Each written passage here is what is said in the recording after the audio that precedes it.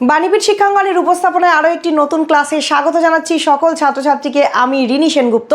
আজকের ক্লাসটা মূলত যারা এসএলএসটি পরীক্ষা পাশ করে ইন্টারভিউর জন্য প্রিপারেশন নিচ্ছ তাদের জন্য খুবই গুরুত্বপূর্ণ হতে চলেছে। আজকের ক্লাসে আমি আলোচনা করব, অলরেডি তোমরা দেখতেই পেয়ে গেছো, তোমাদের বহু আকাঙ্ক্ষিত একটা টপিক ছিল কালজয়ী নাটক। তো নাটক নিয়ে আজকে একটা গুরুত্বপূর্ণ আলোচনা করব। প্রথম থেকে শেষ পর্যন্ত মনোযোগ দিয়ে শোনো, তোমাদের ইন্টারভিউর জন্য কিন্তু আমার ক্লাসগুলো খুবই গুরুত্বপূর্ণ হতে চলেছে, তাতে কোনো সন্দেহ নেই। তো চলো শুরু করি। প্রথমেই বলি যে কালজয়ী নাটক বলতে আমরা কি বুঝবো। কালজয়ী নাটক বলতে আমরা সাধারণত বুঝবো যে বাংলা নাট্য সাহিত্যের জগতে এমন কিছু নাটক রচনা যেগুলো বাদ দিলে বাংলা নাট্য সাহিত্য পড়াটা যেন অসম্পূর্ণ থেকে যায়। তবুও আমি বলবো, আমি এখানে বেশ কিছু নাটক লিখেছি, আলোচনা করব। আমার চ্যানেলে বেশ কিছু নাটক অলরেডি আলোচনা করা আছে, আমি ডেসক্রিপশন বক্সে লিঙ্ক দিয়ে দিচ্ছি। এই ভিডিওর ডেসক্রিপশন বক্সে গিয়েই তোমরা সেই আলোচনাগুলো দেখে নিতে পারো। কিন্তু এছাড়াও বাংলা সাহিত্যে প্রচুর অসংখ্য নাটক রয়েছে, কারণ বাংলা সাহিত্য এত বড় একটা ভার্স জিনিস, যেটাকে এত সহজে ছোট্ট করে চট করে বলে দেওয়াটা তো সম্ভব নয়। বাংলা সাহিত্য খুব সমৃদ্ধ একটা সাহিত্য ধারা।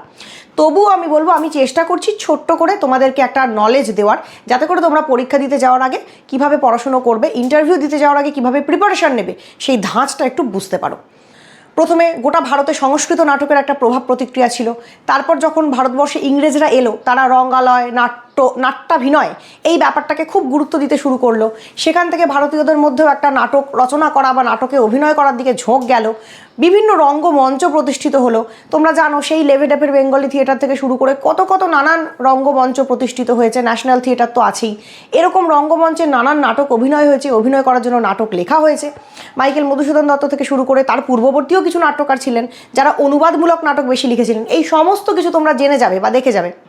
তবে আজকে বিশেষ কিছু নাটক নিয়ে আলোচনা করব। প্রথমেই দেখো, যেটা নিয়ে কথা বলবো, কুলীন কুল সর্বস্ব কার লেখা? কমেন্ট করো। একদম ঠিক, যারা বলতে পারছো, রামনারায়ণ তর্করত্নের লেখা কুলীন কুল সর্বস্ব নাটক বাংলায় লেখা প্রথম মৌলিক সামাজিক নাটকের মর্যাদা পেতে পারে। এমন এক ধরনের সামাজিক নাটক যেটার মধ্যে খানিকটা প্রহসন লক্ষণ বা প্রহসনের ধর্মও আছে, আবার সামাজিক নাটকের অনেক গুণ বা বৈশিষ্ট্য এর মধ্যে আছে। প্রধান বিষয় কি? কৌলিন্য প্রথার যে কুদিকগুলো, সেগুলো সমাজে সকলের সামনে তুলে ধরা। নাট্যকার নাটকটা লিখেছেন মূলত এই যে সমাজে কৌলিন্য প্রথার নামে ছোট্ট ছোট্ট 5 বছর 6 বছর 8 বছর বয়সী মেয়েদের সঙ্গে অকাল বৃদ্ধ যারা, প্রচুর বয়স যাদের, 80 বছর 70 বছর বয়সী লোক, তাদের বিয়ে দিয়ে দেওয়া হতো। প্রচণ্ড বয়স্ক লোকেদের সঙ্গে খুব বাচ্চা বাচ্চা মেয়েদের বিবাহ ব্যবস্থা, এবং কৌলিন্য প্রথার নামে কুলীন ব্রাহ্মণের সঙ্গেই মেয়ের বিয়ে দিতে হবে। এই জন্য অন্য কোনো দিক থেকে পাত্রের বাছবিচার না করে শুধু তার জাতটুকু দেখে এমন পাত্রের সঙ্গে মেয়ের বিয়ে দেওয়া হতো তখনকার যুগে, যে পাত্রের অলরেডি হয়তো আরও 10টা 15টা বিয়ে আছে। এমনও হতো যে বিয়ে করাটা তখন রীতিমতো একটা পেশায় পরিণত হয়েছিল। পাত্ররা, কুলীন ব্রাহ্মণরা গ্রামে গ্রামে ঘুরে একটু সিঁদুর ছুঁইয়ে দিয়ে নামমাত্র বিবাহ করে রাখতেন। কত স্ত্রীর তারা জীবনে কখনো মুখই দেখতেন না। বিবাহ করার পর সেই স্ত্রীর বাড়ি থেকে উপঢৌকন, যৌতুক, ধনরত্ন নিয়ে তারা কেটে পড়তেন বা সেখান থেকে পালিয়ে যেতেন। তো এইরকম একটা কদর্য যে পরিস্থিতি বাংলা সমাজে ছিল, নারীদের অবস্থা কতখানি খারাপ ছিল চিন্তা করো। সেইগুলোকে রামনারায়ণ তর্করত্ন কিন্তু কুলীন কুল সর্বস্ব নাটকে ফুটিয়ে তুলেছেন। তো এই ধরনের সামাজিক বিষয় উঠে এসছে নাটকটাতে, সেই কারণেই নাটকটার এমন নাম। এবং তৎকালীন সমাজকে শোধরানোর জন্য, সমাজকে পরিবর্তন করার জন্য নাটকটির কিন্তু একটি গুরুত্বপূর্ণ ভূমিকা অবশ্যই ছিল। তো এইভাবে করে প্রত্যেকটি নাটকের বিষয়বস্তু তোমরা তৈরি করে যাবে। একটু লক্ষ্য করে দেখো, এখানে আমি যে নাটকগুলো লিখেছি তার মধ্যে কিছু নাটকের নিচে একটা করে সবুজ দাগ দেওয়া আছে, যেমন বুড়ো শালিকের ঘাড়েরও দাগ দেওয়া আছে, নীল দর্পণ দাগ দেওয়া আছে, সধবার একাদশী দাগ দেওয়া আছে, এদিকে জনা, এদিকে রক্তকরবী, এদিকে হচ্ছে ডাকঘর, রাজা, কারাগার, মুক্তধারা, টিনের তলোয়ার, আগুন। এই প্রত্যেকটি নাটক, যে নাটকগুলোর তলায় দাগ দেওয়া আছে, সেই নাটকের ভিডিও কিন্তু আমার চ্যানেলে অলরেডি করে দেওয়া আছে। প্রায় 15-20 মিনিটের এক একটি ভিডিও, ডিটেলস বর্ণনা। যারা বিষয়বস্তু জানতে চাইছো তাদেরকে বলবো, এই ভিডিওর ডেসক্রিপশনে আমি লিঙ্ক দিয়ে দিচ্ছি, গিয়ে নাটকের বিষয়বস্তুগুলো দেখে নাও। এবার বলবো, তোমরা অনেকেই যারা আমার কাছে এসএলএসটির ইন্টারভিউয়ের প্রিপারেশন পার্সোনালি নিতে চাইছো এবং আমার তরফ থেকে কোর্স প্রোভাইড করা হচ্ছে, সেগুলো দেখে যারা ফোন করছো, SMS করছো, বা অনেকের মনে প্রশ্ন আছে, তাদেরকে আমার এই কোর্সটা বিষয়ে একটু কিছু কথা বলে দিই, জেনে রাখো, উপকৃত হবে। আমার তরফ থেকে, মানে বাণীপীঠ শিক্ষাঙ্গনের তরফ থেকে, দেখতে পাচ্ছ প্রত্যেকেই এখানে বাণীপীঠ শিক্ষাঙ্গনের তরফ থেকে টোটাল 2টি কোর্স প্রোভাইড করা হচ্ছে এসএলএসটি ইন্টারভিউ প্রিপারেশনের জন্য, শুধুমাত্র বাংলার জন্য। এখানে কোনো বিষয়ের মিশ্রিত হচপচ নেই, কোনো গণ্ডগোল নেই। শুধুমাত্র এসএলএসটি রিটেন পরীক্ষা দিয়ে যারা কোয়ালিফাই করেছো এবং ইন্টারভিউ দিতে যেতে চাইছো, ইন্টারভিউর জন্য নিজেদেরকে প্রিপেয়ার করতে চাইছো, তাদের জন্য এই কোর্সগুলো প্রযোজ্য, শুধুমাত্র বাংলা বিষয়টির জন্য। তো ভালো করে দেখে রাখো, কোর্স 1 প্রথম যে কোর্সটা রয়েছে সেই কোর্সটা তোমরা কি পাবে? 6খানা রেকর্ড করা ক্লাস পাবে। 6খানা রেকর্ড করা আমার নিজের ক্লাস পাবে, এবং সেই ক্লাসগুলো 15 মিনিট 20 মিনিটের ক্লাস নয়। এই যে আমার ক্লাসগুলো দেখছো, এই রকম ক্লাস এর থেকে আরও অনেক অনেক বেটার জ্ঞান সেখান থেকে তোমরা গ্রহণ করতে পারবে। এক একটি ক্লাস 1 ঘন্টা, 1.5 ঘন্টা, 2 ঘন্টা এই রকম লেন্থেরও ক্লাস রয়েছে সেখানে। তো সেই রকম লেভেলের ক্লাস 6খানা পাবে। তো 6খানা ক্লাস, তার সঙ্গে কি পাবে? Individual interview and demo live. তোমাদের প্রত্যেকের ইন্ডিভিজুয়াল একটা করে মক ইন্টারভিউ আমি নেব, এবং তোমাদের ডেমো আমি দেখব, এবং সেটা আমি লাইভে দেখব। কার কি প্রবলেম আছে, কার কি অসুবিধা আছে, সেটা তাকে সরাসরি আমি বলে দেব। ডেমো তোমরা তৈরি করে আমাকে দেখাবে, ভুল ত্রুটি আমি বলে দেবো, এবং সেখানে তুমি ক্লাসে একাই থাকবে, 1:1। আমি একা থাকবো, তুমি একা থাকবে। এরকম নয় যে 5 জনের সামনে তোমার ইন্টারভিউ নেওয়া হবে, 5 জন দেখে ফেলবে, বা তুমি সবার সামনে লজ্জা পাবে, সেরকম কোনো ব্যাপার নেই।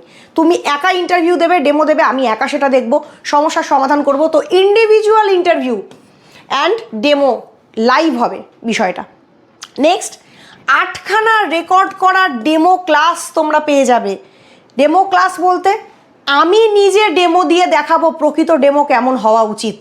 প্রত্যেকটা ক্লাস 3 মিনিট, 4 মিনিট, 5 মিনিটের কম্প্যাক্ট ক্লাস, যতটুকু ডেমো হওয়া উচিত, ডেমো যেমনভাবে দেওয়া উচিত, উইথ বোর্ড ওয়ার্ক কীভাবে করবে, ডেমো দিতে দিতে কীভাবে কথা বলবে, মনোযোগ আকর্ষণ কীভাবে করবে, ক্লাসকে কী করে নিজের সঙ্গে মেশাবে, মানে ক্লাস ইন্টারাকশান কীভাবে করবে, এই সমস্ত কিছু আমি ডেমো দিয়ে দেখাবো। রেকর্ড করা 8খানা ক্লাস, সেই ক্লাসগুলো তোমরা পেয়ে যাবে। এটা হচ্ছে একটা ফুল কোর্স। এই ফুল কোর্স যারা পারচেস করতে চাইছো, মানে নিতে চাইছো, তারা অবশ্যই যোগাযোগ করো আমাদের সঙ্গে। কোন নাম্বারে যোগাযোগ করবে? বাণীপীঠ শিক্ষাঙ্গনের নাম্বার 8293588959, 8293588959। প্রত্যেকের নাম্বারটা স্ক্রিনে রয়েছে, দেখে নাও।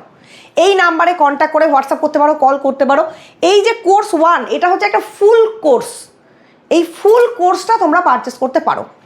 নেক্সট আরেকটা অপশান রয়েছে, যারা শুধুমাত্র ডেমো দিতে যাদের অসুবিধা হচ্ছে, যারা মনে করছো ইন্টারভিউতে যা হবে হবে, আমি বুঝে নেবো, আমার যোগ্যতা মতন আমি ইন্টারভিউ দেবো, বা তোমরা ইন্টারভিউর ব্যাপারে খুব নিশ্চিত যে যেমন হবে ভালো হবে, আমি দিয়ে দেবো, কিন্তু ডেমো দিতে পারছি না, ডেমো দিতে অসুবিধা হচ্ছে, তারা শুধুমাত্র ডেমো ক্লাস 8খানা, ক্লাস 9 আর 10-এর বিষয় সেখানে আছে। 9 থেকে আর 10 থেকে দুটো ক্লাস থেকেই ডেমো দেওয়া হবে, 4টে করে মিশিয়ে দেওয়া হবে ডেমো। সেই ক্লাসগুলো তোমরা ডিরেক্ট পারচেস করে নিতে পারো, মানে শুধু ক্লাসগুলো কিনে নিতে পারো। এখানে কিন্তু আমার সঙ্গে লাইভ যোগাযোগ তোমাদের হবে না। ইন্টারভিউ বা এই ধরনের ডেমো ক্লাস, এই সমস্ত কিছু আমি দেখবো না, আমার সঙ্গে সরাসরি যোগাযোগ হবে না, কিন্তু আমারই রেকর্ড করা ক্লাস তোমরা পেয়ে যাবে, ফুল ডেমোর ক্লাস। এইটা তোমরা পারচেস করতে পারো 499, মাত্র 499, 499 টাকা দিয়ে 8খানা ডেমো তোমরা নিয়ে নিতে পারো, যাদের শুধু ডেমোতে প্রবলেম, শুধু ডেমোতে যাদের অসুবিধা। তো আমি ক্লিয়ার করে দিলাম আর পরিষ্কারই জানিয়ে দিলাম যে এই ক্লাসটার সঙ্গে এই কোর্সটার নিশ্চয়ই পার্থক্য বুঝতে পারছো। এই কোর্সটা অনেক ডিটেলস কোর্স, তাই স্বাভাবিকভাবেই এই কোর্সটার মূল্য কিন্তু 499 নয়। এটার জন্য তোমরা পার্সোনালি যোগাযোগ করতে পারো, সেখানে তোমাদেরকে জানিয়ে দেওয়া হবে কোর্স ফি, সমস্ত কিছু ডিটেলস বলে দেওয়া হবে, এবং তোমরা যদি তোমাদের মনে হয় নেওয়ার প্রয়োজনীয়তা আছে অবশ্যই নিতে পারো। তো চলো, কোর্সের ব্যাপারে আমি ডিটেলস তোমাদেরকে জানিয়ে দিলাম। এরপর আবার ফিরে আসি পুরোনো টপিকে, অর্থাৎ যেটা নিয়ে কথা বলছিলাম। কুলীন কুল সর্বস্ব নাটকটা সম্পর্কে আমি ডিটেলস কিছু কথা বললাম, কিভাবে করে নাটকটা নিয়ে জানবে। নেক্সট, শর্মিষ্ঠা কার লেখা? মাইকেল মধুসূদন দত্তের লেখা। কথিত আছে একদা নাটক অভিনয় দেখতে গিয়ে মাইকেল মধুসূদন দত্ত খুব বিষাদ ভরে নাকি বলেছিলেন, অলিক কুনাট্য রঙ্গে মজে লোক রাড়ে বঙ্গে নিরখিয়া প্রাণে নাহি সয়। এবং সেই সময় নাকি তিনি তার বন্ধুদের দ্বারা, তার অনুরাগীদের দ্বারা তাকে অনুরোধ করা হয়েছিল যে তাহলে তুমি একটা যথার্থ নাটক লেখো না, সেই নাটক দেখে আমরা তৃপ্ত হতে চাই। তখন মাইকেল মধুসূদন দত্ত উদ্বুদ্ধ হয়ে লিখেছিলেন শর্মিষ্ঠা নাটকটি, মহাভারতের আদি পর্বের কাহিনী অবলম্বনে। মহাভারতের আদি পর্বের দেবযানী, মহারাজ যযাতি এবং শর্মিষ্ঠা, অর্থাৎ দুজন নারী একটি পুরুষ, এই সংক্রান্ত কাহিনী অবলম্বনে তিনি লেখেন এই নাটকটি। পঞ্চাঙ্গ বিশিষ্ট নাটক, অপূর্ব সুন্দর নাটক, অনেকটা পুরনো যে সংস্কৃত নাটকগুলো ছিল তার ধাঁচ বা ধারা অবলম্বন করে লেখা, কিন্তু অপূর্ব সুন্দর, আধুনিকতায়, ব্যক্তি স্বাতন্ত্র্যে পরিপূর্ণ। শর্মিষ্ঠা এবং দেবযানীর মধ্যে একদা বাল্যকালে, ছোটবেলায় দুজনের মধ্যে একটা ঝগড়ার কারণে একটা গণ্ডগোল তৈরি হয় এবং সেই গণ্ডগোলের বশবর্তী হয়ে শর্মিষ্ঠা দেবযানীকে ঠেলে ফেলে দেয়। এই ঠেলে ফেলে দেওয়ার ফলে দেবযানী শারীরিকভাবে সে একটু ক্ষতিগ্রস্ত হয়েছিল। পরবর্তীকালে বনের মধ্যে গমন করার সময় মহারাজ যযাতির সঙ্গে দেবযানীর দেখা হয় এবং তাকে সে উদ্ধার করে। পরবর্তীকালে দেবযানী যখন তার বাবা শুক্রাচার্য, যিনি কিনা দৈত্যদের গুরু, সেই দৈত্য গুরুকে গিয়ে এই কথা জানান যে দৈত্য রাজকন্যা শর্মিষ্ঠা তাকে ঠেলে ফেলে দিয়েছে এবং দুজনের মধ্যে ঝগড়া গণ্ডগোল হয়েছে, তখন দৈত্যগুরু শুক্রাচার্য প্রচণ্ড রেগে গিয়ে রাজাকে গিয়ে বলেন এর একটা বিচার করতে বা প্রতিকার করতে। বিচারে ধার্য হয় যে গুরুকে কোনোভাবেই রাগানো যাবে না বা গুরুর কোনোভাবেই ক্ষতি বা মন খারাপ তার করা যাবে না। তো গুরুকন্যা দেবযানীকে এইভাবে ঠেলে ফেলে দিয়েছে বলে রাজকন্যা শর্মিষ্ঠার একটা ভয়ঙ্কর শাস্তি পাওয়া উচিত। সেই শাস্তিটা কি হয় বলো তো? সেই শাস্তিটা হয় এইরকম যে দেবযানী সারা জীবনের জন্য রাজকন্যা শর্মিষ্ঠাকে নিজের পরিচারিকা বা দাসী হিসেবে পাবে। এইরকম একটা কঠিন কঠোর যে শাস্তি সেটা শর্মিষ্ঠার জন্য দেওয়া হয়। যথারীতি শর্মিষ্ঠা দেবযানীর দাসীতে পরিণত হয়। এরপর যখন দেবযানীর বিবাহ হয় মহারাজ যযাতির সঙ্গে, তখন রাজা দেবযানীকে নিয়ে যখন নিজের গৃহে গমন করেন তার সঙ্গে দাসী রূপে শর্মিষ্ঠাও সঙ্গে সঙ্গে যায়। পরবর্তীকালে একদিন রাজকন্যা শর্মিষ্ঠার রূপে গুণে মুগ্ধ হয়ে যযাতির সঙ্গে তার একটা প্রেমের সম্পর্ক গড়ে ওঠে এবং শর্মিষ্ঠার গর্ভে যযাতির বেশ কিছু সন্তানও জন্মগ্রহণ করে। বহু বছর পর এই সংবাদ যখন দেবযানী জানতে পারে, সে আবার প্রচণ্ড রাগত তথা কুপিত হয় এবং সে তার বাবাকে গিয়ে পুনরায় নালিশ করে। দেবগুরু শুক্রাচার্য আবার প্রচণ্ড রেগে যান জামাইয়ের ওপর এবং তাকে অভিশাপ দেন যে তার যৌবন সারা জীবনের জন্য চলে যাবে, সে অকাল বার্ধক্যগ্রস্ত হবে, মানে বয়সের আগেই সে বয়স্ক হয়ে যাবে। এবার এই অভিশাপ দেওয়ার পর যযাতি যখন প্রচণ্ড তার খারাপ অবস্থা আসে, প্রচণ্ড দুঃখে কষ্টে জীবন কাটাচ্ছে, তখন দেবযানী নিজের ভুল বুঝতে পারেন যে নিজের রাগের চোটে তিনি নিজের স্বামীর বা সংসারের কি ভুল করে ফেলেছেন, কি ক্ষতি করে ফেলেছেন। সেই জন্য তিনি আবার বাবার কাছে যান এবং অভিশাপের কোনো একটা প্রতিকার চান। সেই অভিশাপের প্রতিকার রূপে আমরা দেখতে পাই যে গুরু শুক্রাচার্য বলেন যে যদি যযাতির কোনো পুত্র পিতার এই বার্ধক্য নিজের ওপর নিয়ে নিতে চায় তবেই যযাতি এই বার্ধক্য মুক্ত হতে পারবে এবং পরবর্তীকালে যখন যযাতি সত্যি সত্যি বয়স হয়ে যাবে তখন সে যদি চায় তাকে আবার পুত্রের সঙ্গে সেই যে বয়স্কজনিত যে দুঃখ কষ্ট সেটা সে পাল্টাপাল্টি করে নিতে পারবে। যথারীতি সব পুত্রদের সামনে এই প্রস্তাব রাখা হয়, কিন্তু কোনো পুত্রই, অর্থাৎ দেবযানী আর যযাতির কোনো পুত্রই বাবার এই দুঃখ বার্ধক্য গ্রহণ করতে চায় না। একমাত্র শর্মিষ্ঠার গর্ভের পুত্র পুরু সে কিন্তু এগিয়ে আসে এবং বাবার এই অকাল বার্ধক্য সে নিজের স্কন্ধে গ্রহণ করতে চায়। এরপর দেবযানী তার ভুল বুঝতে পারে, সে শর্মিষ্ঠার সুশিক্ষার প্রশংসা করে যে শর্মিষ্ঠা মা হিসেবে কত ভালো শিক্ষা দিয়ে সন্তানদের মানুষ করেছে, যে তার সন্তানরা পিতাকে কতখানি শ্রদ্ধা করে, যে পিতার দুঃখ কষ্ট সমস্ত কিছু সে গ্রহণ করতে ইচ্ছুক। এরপর পুরু যযাতির বার্ধক্য গ্রহণ করে এবং দীর্ঘকাল সেই দুঃখ কষ্ট যন্ত্রণা ভোগ করে, আর যযাতি বহু বছর সুখে রাজত্ব করে স্ত্রী দেবযানী এবং শর্মিষ্ঠা দুজনকে নিয়ে। পরবর্তীকালে যখন যযাতির বয়স হয়ে যায়, সত্যি সত্যি তার মৃত্যুর সময় এসে যায়, তখন সে পুত্রর থেকে আবার সেই বার্ধক্য যন্ত্রণা নিজে নিয়ে নেন এবং পুত্রকে আবার তার যে যৌবন সেটা ফিরিয়ে দেন। তো যযাতি প্রকৃতপক্ষে দীর্ঘকাল ধরে নিজের পুত্রের যৌবন ভোগ করেন এবং নিজের জীবনের যে ভোগ সুখ সেটাকে তিনি ভোগ করতে পারেন শুধুমাত্র পুত্র পুরুর কারণে। তো এইরকম একটা অপূর্ব সুন্দর ঘটনা, যেটা কিনা তিনজন নারী পুরুষকে কেন্দ্র করে রয়েছে, সেই ঘটনা আমরা দেখতে পাই শর্মিষ্ঠা নাটকের মধ্যে দিয়ে মাইকেল মধুসূদন প্রকাশ করেছেন। এর পরবর্তীকালে নাটক হচ্ছে কৃষ্ণকুমারী। এই কৃষ্ণকুমারী নাটকটি আবার কর্নেল টডের annals and antiquities of Rajasthan এই গ্রন্থ অবলম্বনে লেখা। এখানে দেখানো হয়েছে কিভাবে রাজকন্যা কৃষ্ণকুমারী নিজের রাজ্যকে বহিঃশত্রুদের আক্রমণ থেকে বাঁচাবার জন্য, এবং সে যখন বুঝতে পেরেছে যে তার রূপ সৌন্দর্যই এই ঝামেলা ঝগড়া বিপত্তির কারণ, তখন সে নিজে কিভাবে আত্মত্যাগ করেছে। একজন রাজকন্যা নিজের দেশের জন্য, নিজের রাজ্যের জন্য, নিজের পিতার সুরক্ষার জন্য কিভাবে নিজের আত্মত্যাগ করলো, নিজের জীবন কিভাবে উৎসর্গ করলো, এই ঘটনা নিয়ে লেখা কৃষ্ণকুমারী নাটক অপূর্ব সুন্দর একটি ঐতিহাসিক নাটক, যেটা রাজস্থানের কাহিনী অবলম্বনে লেখা। এরপর চলে যাব বুড়ো শালিকের ঘাড়েরও ভিডিও করা আছে, দেখবে। নীলদর্পণ শতবার একাদশী সমস্ত আমার চ্যানেলে ভিডিও করা আছে, দেখে নেবে প্রত্যেকে। নূরজাহান নাটক প্রসঙ্গে এরপর কিছু কথা বলবো। D.L. রয়ের লেখা নূরজাহান বা দ্বিজেন্দ্রলাল রায়ের লেখা নূরজাহান একটি অপূর্ব সুন্দর ঐতিহাসিক মনস্তাত্ত্বিক নাটক।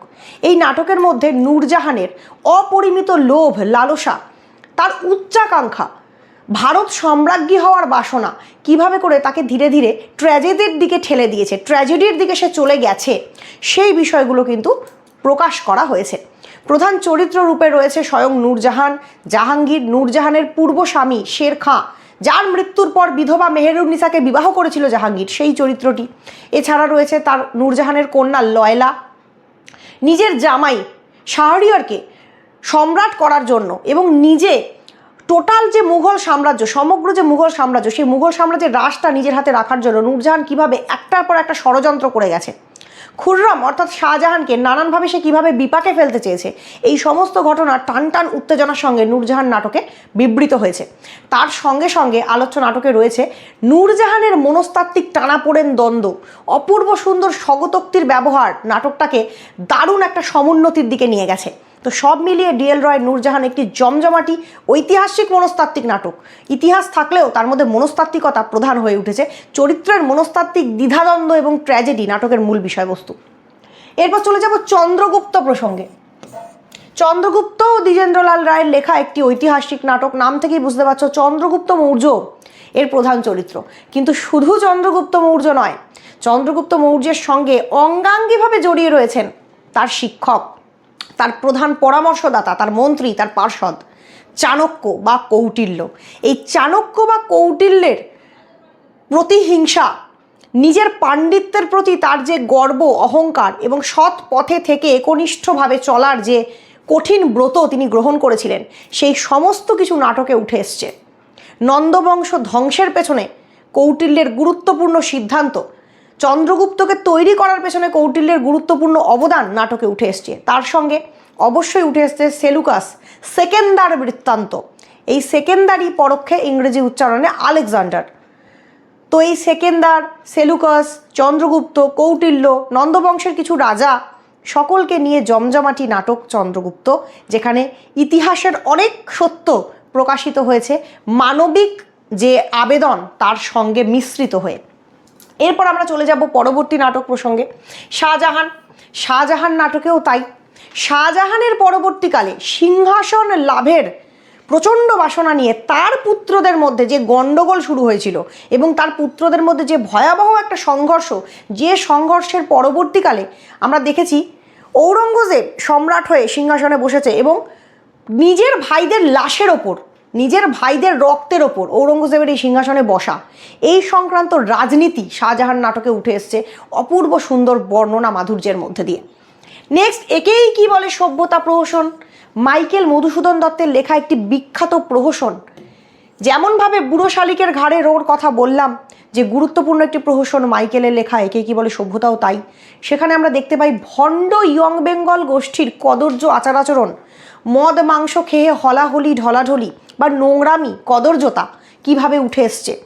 তাদের বারবনিতার কাছে যাওয়া, বাইজি নিয়ে সেখানে নাচ গানে মত্ত থাকা, নিজের ঘরের স্ত্রীদের প্রতি খুব অবজ্ঞা এবং খুব খারাপ একটা ব্যবহার কিভাবে ফুটে উঠেছে, সমস্ত কিছু আমরা দেখতে পাই প্রধান চরিত্র নবকুমার, কালীনাথ এদের মধ্যে দিয়ে।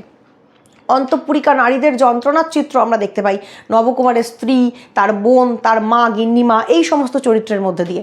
আর তৎকালীন সময়ে ছেলেরা বিপথে গেলে পিতামাতাদের মনে যে কতখানি কষ্ট হতো তার প্রমাণ আমরা পাই কর্তামশাই এবং গিন্নিমা অর্থাৎ নবকুমারের বাবা মা এই চরিত্রগুলির মধ্যে দিয়ে। তো মোটামুটিভাবে এভাবেই ভণ্ড ইয়ং বেঙ্গল গোষ্ঠীর মুখোশ টেনে ছিঁড়ে দিয়েছিলেন মাইকেল মধুসূদন দত্ত একেই কি বলে সভ্যতা প্রহসনের মধ্যে দিয়ে, এবং প্রশ্ন তুলেছিলেন মদ মাংস খেয়ে হলাহুলি ঢলাঢুলি করলেই কি সভ্য হয়, একেই কি বলে সভ্যতা বলে সেই জিজ্ঞাসা চিহ্ন দিয়ে তিনি প্রহসনটি শেষ করেছেন। এটাই এই প্রহসনের সার্থকতা। সমাজকে তিনি প্রশ্ন করেছেন সমাজের চোখের দিকে তাকিয়ে। এরপর চলে যাব জনা, রক্তকরবী, এগুলো ভিডিও করা আছে, দেখে নেবে। ডাকঘর, রাজা, মুক্তধারা, রবীন্দ্রনাথ ঠাকুরের রূপক সাংকেতিক নাটক। নাটকের ধারায় অসামান্য, অনবদ্য বললেও যাকে কম বলা হবে। বেশিরভাগ নাটকের ভিডিও করা আছে, চ্যানেলে গিয়ে দেখবে। আশা করছি প্রত্যেকে সমৃদ্ধ হবে। নাটকগুলোর মূল বিষয়বস্তু ওপর দিয়ে একটা কাহিনী এবং তার অন্তরে প্রকাশিত আরেক রূপকার্থক ব্যঞ্জনা, সংকেতের ব্যবহার, এই জিনিসটা রবীন্দ্রনাথের নাটকে ভীষণ ভীষণ গুরুত্বপূর্ণ, এই বিষয়ে জেনে যাবে। নেক্সট, অচলায়তন রবীন্দ্রনাথ ঠাকুরের ওই রকমই একটি রূপক সংকেতপূর্ণ নাটক। অচলায়তনের মূল বিষয়বস্তু হচ্ছে প্রকৃত শিক্ষা নিয়ম নীতির সঙ্গে পুঁথিগত বিদ্যার যে দ্বন্দ্ব। রবীন্দ্রনাথ ঠাকুর বিশ্বাস করতেন যা কিছু স্থির, যা কিছু অচল, তা কখনোই বর্তমান বিশ্বের পক্ষে বা মানুষের পক্ষে শুভ বা কল্যাণকর হতে পারে না। প্রবহমানতাই জীবনের ধর্ম, চলমানতাই আমাদেরকে সামনের দিকে এগিয়ে নিয়ে যেতে পারে। আমি যদি চলমান না থাকি, আমি যদি স্থবির হয়ে থাকি, অচল হয়ে থাকি, আমার জীবন কখনোই সামনের দিকে এগোবে না, নতুন নতুন নানান কিছুর বিকাশ লাভ সেখানে হবে না। অন্ধ কুসংস্কারকে তিনি অচলায়তনে সমালোচনা করেছেন, জড়তাকে তিনি সমালোচনা করেছেন, প্রাণের আবেগ যেখানে নেই সেই ধরনের শিক্ষা দীক্ষা রুচিকে তিনি সমালোচনা করেছেন। অন্ধ কুসংস্কারকে বাদ দিয়ে তিনি মুক্তির কথা বলেছেন, আলোর অনুসন্ধানে ব্রতী হতে বলেছেন সবাইকে। এই অচলায়তন নাটকেরই একটি ক্ষুদ্র সংস্করণ গুরু, যেখানে আমরা দেখতে পাই প্রকৃত গুরুর কাজ হচ্ছে তার শিষ্যদের, তার ভক্তদের একটিমাত্র মন্ত্রতন্ত্রের আবরণে আবদ্ধ না রেখে মুক্তির মন্ত্র শেখানো। গোটা পৃথিবীতে চারিদিকে আলো হাওয়া বাতাসের মধ্যে মুক্তি পেলে, মনকে বিস্তৃত করলে, বিস্তীর্ণ পরিবেশে ঘুরে বেড়ালে তবেই আমরা কিন্তু প্রকৃত শিক্ষায় শিক্ষিত হতে পারি। প্রকৃত শিক্ষা মানুষকে উন্মুক্ত করে, কখনোই সংকীর্ণ করে না। এরপর চলে যাব কারাগার, ভিডিও করা আছে, দেখে নেবে। সিরাজউদ্দৌলা শচীন্দ্রনাথ সেনগুপ্তের লেখা একটি নাটক, তোমাদের ক্লাস 10-এ এর খানিকটা অংশ পাঠ্য আছে। পলাশির যুদ্ধের পূর্ববর্তী প্রেক্ষাপট, নবাব সিরাজউদ্দৌলার দৃষ্টিভঙ্গি, তার ভাবনা চিন্তা, ইংরেজ ফরাসি দ্বন্দ্ব এবং পলাশি যুদ্ধের পূর্ববর্তীকালে কিভাবে করে নবাব হয়েও সিরাজউদ্দৌলা হিন্দু এবং মুসলমানের মিলিত ধর্ম সংস্কৃতির এই গুলবাগ বাংলাকে বাঁচাবার জন্য সকলের কাছে আবেদন জানিয়েছিলেন, অনুরোধ জানিয়েছিলেন, সেই সমস্ত বিষয় তোমরা এবারে জানবে এই সিরাজউদ্দৌলা নাটকটা থেকে এবং জেনে যাবে, কারণ এখান থেকে কিন্তু প্রশ্ন আসতে পারে। সিরাজউদ্দৌলাকে নবাব হিসেবে কেমন চরিত্রের অধিকারী দেখিয়েছেন নাট্যকার, সেই বিষয়টা জানবে। তার শত্রুরূপে প্রধান চরিত্র ঘসেটি বেগম থেকে শুরু করে জগৎ শেঠ, কোথায় মির্জাফর, এই চরিত্রগুলো সম্পর্কে ধারণা তোমাদেরকে নিয়ে রাখতে হবে। এরপর চলে যাব পরবর্তী নাটক টিনের তলোয়ার, ভিডিও করা আছে, দেখে নেবে। তার পরবর্তী নাটক নবান্ন। এই নবান্ন নাটকটি আধুনিক যুগের পরিপ্রেক্ষিতে খুব গুরুত্বপূর্ণ একটি নাটক। বিজন ভট্টাচার্যের লেখা গণনাট্য যে আন্দোলন, সেই গণনাট্য আন্দোলনের ধারার একটি নাটক হিসেবে খুব গুরুত্বপূর্ণ নবান্ন নাটকের মূল বিষয়বস্তু দুর্ভিক্ষ মহামারীকে কেন্দ্র করে গড়ে উঠলেও এবং দুর্ভিক্ষকালীন সময়ে কিভাবে করে কিছু মানুষ, কিছু অসাধু ব্যবসায়ী কালোবাজারি করে সাধারণ মানুষের জীবন আরও দুর্বিষহ করে তুলেছিল। কিছু খারাপ অসাধু মানুষ তাদের নিজেদের স্বার্থ, লোভ চরিতার্থ করার জন্য কিভাবে দরিদ্র মানুষের দারিদ্রতার সুযোগ নিয়েছিল, নারীদের সম্মানহানি করার চেষ্টা করেছিল, সেই সমস্ত বিষয় নবান্নতে উঠে এসছে। কিন্তু নবান্নতে শুধু কিন্তু এই অসহায়তা, লাঞ্ছনা, গঞ্জনা, মহামারী, দুর্ভিক্ষ তার বর্ণনাই নেই। এখান থেকে উত্তরণের কথা বলা হয়েছে, কিভাবে করে সাধারণ মানুষ এই দুর্বিষহ জীবন থেকে বেরিয়ে আসার পথ খুঁজবে, একসঙ্গে সঙ্ঘবদ্ধ হয়ে কিভাবে বাঁচার স্বপ্ন দেখবে। এটাই গণনাট্যের বৈশিষ্ট্য। গণনাট্য শুধুমাত্র সমস্যার কথা বলে না, একসঙ্গে সাধারণ মানুষ সকলে কিভাবে একাট্টা হয়ে, সঙ্ঘবদ্ধ হয়ে সেই সমস্যা থেকে বেরিয়ে আসার পথ খুঁজবে সেই কথাও বলে। তো নবান্ন নাটকে সেই রকম ভাবধারা প্রকাশিত হয়েছে। খাদ্যের অভাব অন্নের অভাব নয়, নাটকের নাম তাই নবান্ন, নতুন অন্নের সন্ধান। নাটকের নাম কিন্তু নাট্যকার কোনো নেতিবাচক শব্দ দিয়ে দিতে পারতেন, কিন্তু ইচ্ছে করে তিনি নাটকের নাম দিয়েছেন নবান্ন, যেটি একটি উৎসবকে বোঝায়, নতুন ধানের উৎসব, নতুন খাদ্যের উৎসব। আজকে দুর্ভিক্ষ আছে তো কি হয়েছে, একদিন আমরা আবার নতুন ধানের উৎসবে মেতে উঠব, নবান্ন উৎসব পালন করব। সেই আশাবাদ রয়েছে নাটকে। হাজার দুঃখ কষ্ট যন্ত্রণা বঞ্চনা মৃত্যু যতই থাক না কেন, আত্মহত্যা প্রসঙ্গ যতই থাক না কেন, তার মধ্যে থেকেও কোথাও একটা বেঁচে থাকবার বাণী শুনিয়েছেন নাট্যকার বিজন ভট্টাচার্য। এটাই গণনাট্যের বৈশিষ্ট্য।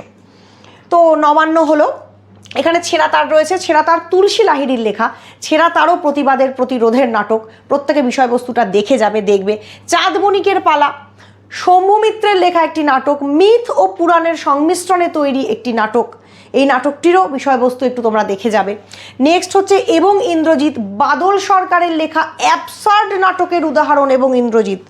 অ্যাবসার্ড নাটক কাকে বলে, নাটক থেকে প্রশ্ন আসে।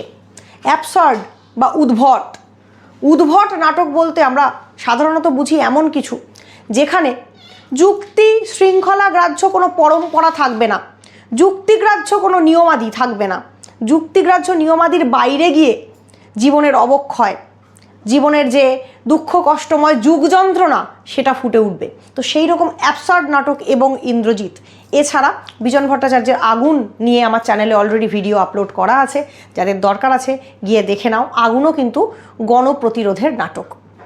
তো মোটের ওপর কিছু নাটক নিয়ে আলোচনা করলাম, বাংলা সাহিত্যের অন্যতম কালজয়ী নাটক এগুলি।